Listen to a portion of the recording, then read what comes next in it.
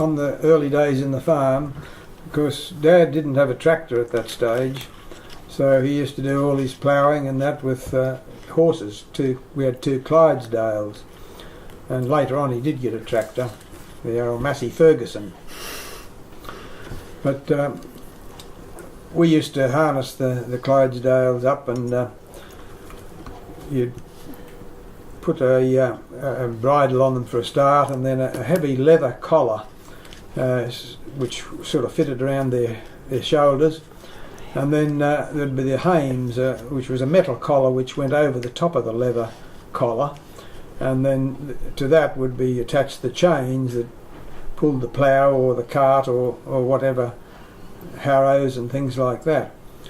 And when we used to harness the horses up, they were very placid, those Clydesdales, and you could actually duck under the horse's belly to get from one side to the other.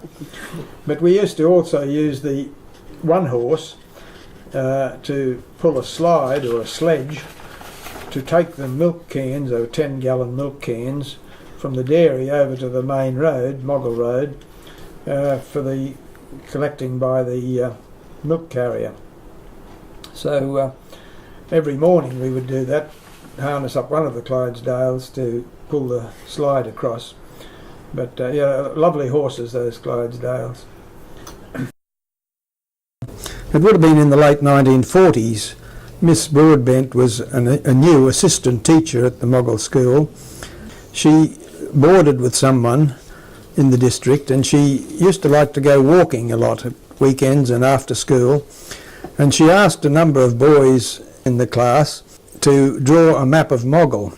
She selected mine as the one that she liked best, that was most useful to her, and I had on that map of a whole of Moggill, every road and every house at that stage, the names of the people that lived in that house, and she used that to go on her walks and visit families that she got to know. Of course, it was a lot less houses in the district than there is now. Close by, really, just across the corner, was a fella called Bob Rickwood, and he was a cabinet maker, and it was very handy for me because I used to go over and watch him make wooden toys and all sorts of things, and it sort of fostered an interest in me for cabinet making and carpentry. As a result, I had very few tools at that stage, but once we were married, I built our first house in Graceville. Started it in 1957 and finished in 1950. Well, we moved in February 59. And the house was certainly finished enough to be quite livable, but it didn't have any front stairs at that stage, and a little bit more to be finished off. But we actually got the timber, most of the timber, from Dad's property at Moggill. Dad and I cut down a lot of the trees on the property. There was ironbark, and there was spotted gum, and probably a bit of blue gum.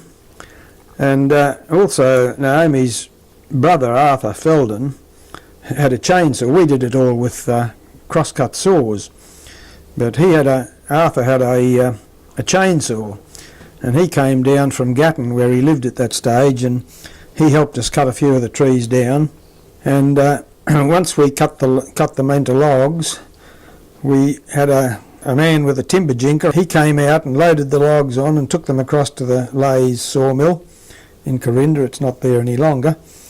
I got most of the hardwood for the house from those trees on Dad's property. I did have to buy the flooring and the chamfer boards. Unfortunately, that house was flooded in the 1974 floods, and I repaired it, which took about 2 years, and then we sold it and moved to where we are now.